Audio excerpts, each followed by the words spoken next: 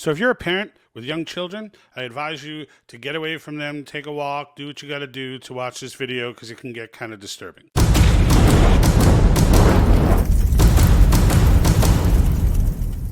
Okay, so I've been super busy following up with these Convention of States videos, but this one jumped at me, and I had to address it. It's just absolutely sickening that this would even go on. We know that this is going on, but this pedophilia that's going on in these grammar schools needs to just stop, and people start to need to be charged. It's really getting out of control. All right, so John F. Kennedy Middle School in Connecticut had actually assigned an assignment to 8th graders, okay? 8th graders, all right? Using pizza as a metaphor for them to go ahead and give their sexual preferences, likes and dislikes regarding sex, all right? Now, just stop for a second and think about that. Just think of a full-grown adult soliciting the favorite sex acts from an 8th grader, okay? That's where we are right now. All right, that's where we are. Now, this pizza and consent exercise that they were asked to do, children were handed this pamphlet or these 2 pages, and I'll show you the other page in just a second. But this one in particular, I want to read to you what's on it. So they basically give you this explanation of pizza and different scenarios with it, and then quickly turn and analogate that and make that analogous with sex and give the kids an avenue to go ahead and start writing. So here's what it says. If you can't read it, I don't know what you're watching this on right now, but basically under the section right here where it says pizza, what's pizza got to do with it? It says we can use pizza as a metaphor for sex. When you order pizza with your friends, everyone checks in about each other's preferences, right? So some people might want vegan, some people might want gluten-free, others might love pineapple, while others prefer pepperoni. Some might not like pizza at all. If you're a vegetarian but your friend is a meat lover, sharing a pizza is going to bring up a lot of issues. You don't know who you can share pizza with unless you ask. The same goes for sex. 8th graders, folks, 8th graders. Same goes for sex, okay? You have to check in with your partner and ask for the preferences. Your partner might be comfortable with one sexual activity but not another. Maybe your partner only wants to be touched in a certain way, or maybe your partner prefers to use certain language, or maybe they don't like or want sex at all. You'll never know if your wants, desires, and boundaries are compatible unless you ask. So right off the shoot, they're asking children to think about asking for sexual acts.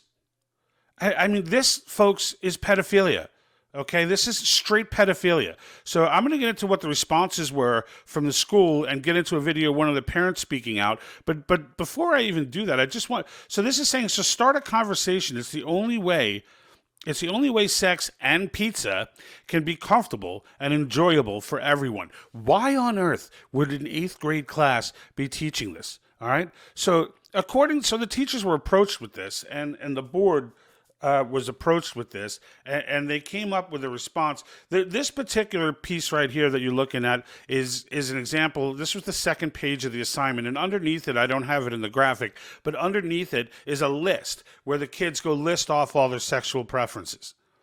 Okay, that's and in this pizza pie that you're looking at, they're supposed to draw the different toppings, which are then representative of different types of sex. And they list off specifics like cheese equals kissing, and they talk about oral sex. I mean, this is the disturbing world that our grammar school kids are being put in, and it's crazy. And I want to get into one of the parents. So the parents, here's the best. As usual with this type of stuff, they don't tell the parents that this is going on, okay? They don't tell the parents.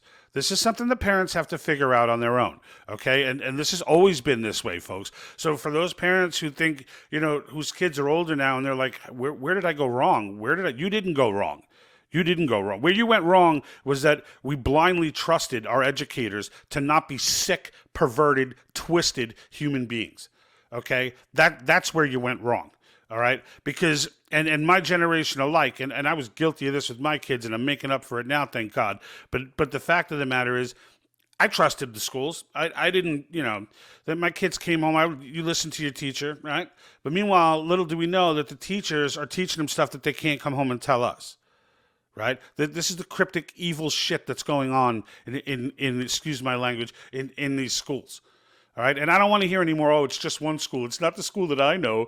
I don't care if your particular school is not doing this. There are schools doing this all over the nation. And I can tell you more of them are doing it than aren't. Okay. And the only time this becomes an issue is when they get caught. All right. That's it. When they get caught. And it's just disgusting. It's disgusting. And they should freaking be ashamed of themselves. Now, there's an organization called Parents Defending Education, Enfield, Connecticut's public schools, okay? God bless them, all right? They were all over this. They broke this, and then Fox picked it up, and the New York Post and some others. But it was them who were there to catch this nonsense as it was happening, and God bless them for doing it. Let's hear from this parent, Amanda, because they weren't allowed to speak at the board meeting, right? This is why more than half of the boards across the country have been recalled, and that number is almost tripled year over year. This is why. Okay, and God knows, and I'm going to take it a step further in a moment with what should happen to this board. It shouldn't be a recall. They should be friggin' arrested, as this teacher should absolutely be arrested. But let's hear from Amanda. I would like to talk about education. I'm here to talk about how our kids are doing, how our staff is doing, and what we are doing to educate our children. These are direct quotes from the last Board of Education meeting. So, at the request of our superintendent and members of the board, I think we should talk about the academics tonight. Just last week, a school assignment in JFK labeled Pizza and Consent was sent out for students. What's pizza got to do with it, you wonder? We can use pizza as a metaphor for sex. Those are the first two lines of this assignment, which is centered around establishing consent and boundaries. Except for page 2, where it takes it one step further and states, now that you know the metaphor for sex, let's explore your preference. Draw and color your favorite type of pizza. Mirror these preferences in relation to sex. Here's Now, I just want to stop this for a second. Now, just think about this, right? Take it out of a school setting for a second. Just imagine any other adult handing an 8th grader a piece of paper and having a conversation with them like this, okay? And the only thing missing here is the offer of candy for sex. That's the only thing missing. But imagine another adult, just some random adult, putting this in front of your kid and having them list on a piece of paper all the sexual acts that they like. This is criminal. This is not negligence. This is criminal. Go get him, Amanda. Here's some examples. Likes, cheese equals kissing. Dislikes, olives equals giving oral. Since when has it become acceptable for a teacher to ask a student what their sexual wants, desires, and boundaries are? Maybe our board members would like to answer this assignment and share their thoughts, just like our 8th grade students were requested to do. No? Do you object and find it incredibly uncomfortable? When we reached out for clarification, we were informed that the incorrect version of this assignment was posted in the curriculum by mistake. So I just want to break down the analogy she just made there, because she's absolutely right. How about the board members fill out this form? How about full-grown adults fill out this form? It's disgusting and reprehensible even then, even when fully consenting full-grown adults fill it out. But now we're going back. These are 8th graders, folks. 8th graders. And inadvertently used for instruction in the classes. The coordinator claimed to have caught the error in June, but failed to post the edited version intended for instruction. Why didn't the teachers that taught this assignment catch it and question it? Did they just teach the curriculum blindly, not questioning the morality of assignments required for the unit? Why didn't our curriculum committee catch this? What is their role, if not to oversee the curriculum and make sure that these types of mistakes don't end up homework for our children? What disciplinary action was taken against the curriculum coordinator? Whether this is the intended assignment or not, make no mistake, it was taught in our classrooms. When parents signed the consent form, were they explicitly informed of the parameters of such material? Before this became part of the apparent state curriculum, if a teacher pulled a student aside and asked these kinds of questions, they would be fired. But when you ask the class collectively as a group assignment, does it then make it okay? I'm directing these questions to our superintendent and the chair of the curriculum committee, and they are not rhetorical. This type of assignment, whether it was an accident or not, is absolutely unacceptable. Boom. I would like to talk about... Excuse me. Boom. Okay? That's 100% correct. And here's the response, okay? So here's the response from Bree Quarton, the District Health and Physical Education Coordinator who was responsible for all this. She says the incorrect version, as opposed to the revised version of this assignment, was mistakenly posted on our grade 8 curriculum page and was inadvertently used for instruction to grade 8 health classes. I caught the error after our curriculum revision in June, but failed to post the intended version. I own that and apologize for the error. No, you don't own that. You leave in cuffs, sweetheart. You leave in cuffs. Okay? There's none of this, I own it, my bad. This is not a my bad situation. All right? What's more disgusting, there's the old saying, sometimes better to sit back and be assumed a fool than to speak up and remove all doubt. Well, this qualifies for that. Because here she's telling you, yeah, I caught this. I caught it. It didn't slip past me. I caught it. And I just forgot. I forgot to change it.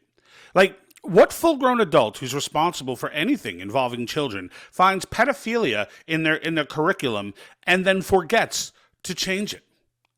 How do heads not roll when this is discovered? Okay? If this organization does not point this out, this goes on. This will be assigned to 8th graders next year.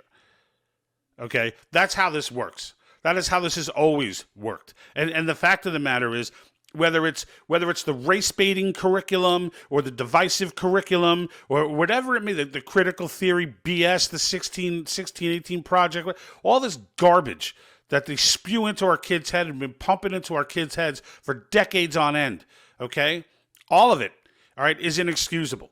And it's all been done in ways to stay away from the parents. The parents now, like people are acting like right now, like this is, I can't believe, why would they do this? They've been doing this. As a matter of fact, this teacher, okay, so, and this is where, and what that parent brought up was perfect, because even though she's saying this, oh, we forgot to remove it, how does the teacher see this and not ask a question and not be like, this is disgusting?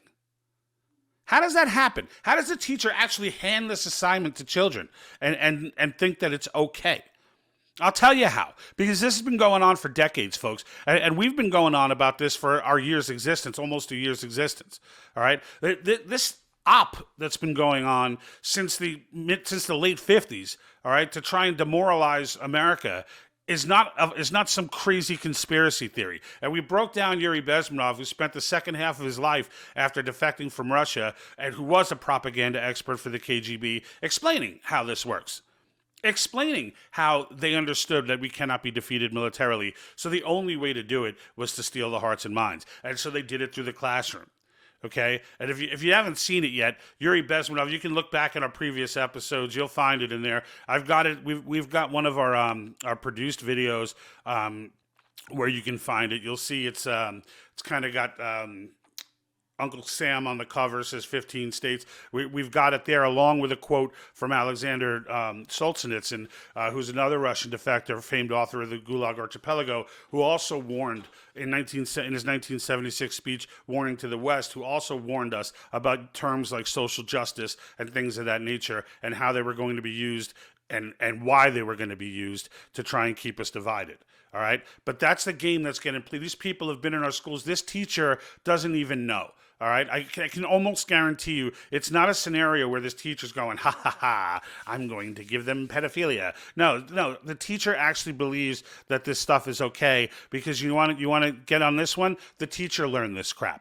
All right, the teacher learned some version of this garbage when they were in class. Okay, when they were getting taught, when they went through their masters, when they got their credentials to teach. This is the garbage that they were pumping into her head, this equity and social justice, and they internalize it however they want. Every one of them is different, but the message is very clear. And that's how this stuff goes on. These boards, these teachers, they believe in this crap. They need to be removed, and in this case, they need to be arrested. They need to be arrested. You tell me what adult can hand a child an assignment, a list, and tell them they want to know all of their sexual preferences and not have some sort of legal action taken against them. I don't want to hear that this is a school or that she was just taking orders. I don't want to hear any of it. I want them all arrested. All of them. And that is what these parents should be demanding. Stop playing the game like oh, we just want to get you out of the board. No, we want you arrested. You are engaging in pedophilia. You need to be arrested. Just absolutely disgusting that this could happen. It's disgusting that it happens regularly now. Books getting discovered, that Monday book that they found in Lord County, all right, where they're talking about all kinds of sex acts and all this garbage. There was one mayor who actually did bring sexual pedophilia charges against the board. This is the way.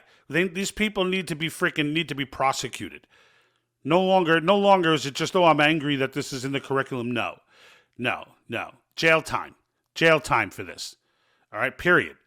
You start throwing these people in jail, and I guarantee you those libraries clean up real quick. These assignments quickly start disappearing. Because no matter how indoctrinated, no matter how deep in the mass formation they are, they ain't going to jail. They only engage this way because they feel protected. We need to take that protection away. I'm out. And like that,